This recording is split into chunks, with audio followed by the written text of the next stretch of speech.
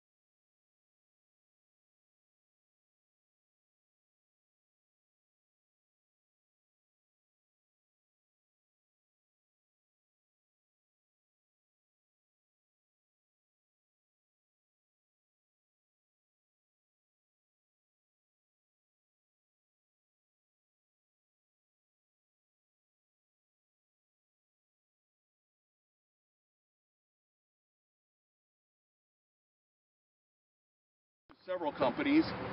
They could be firing by file, which would start from the right of the company front at 2-minute fire at a time, and as soon as they brought their muskets back, the next two would fire, and it would keep the fire going all the way down the line, so that by halfway through, the first men were already reloaded and ready to fire. So we were keeping constant fire going to the enemy.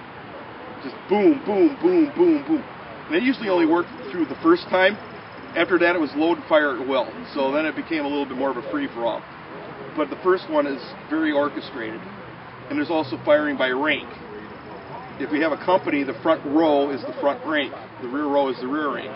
And they fought in two ranks. So the people that were in the rear rank had to fire over the right shoulder of the person in front of them.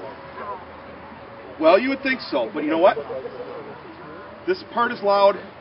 This part is loud. Right in here is not so loud.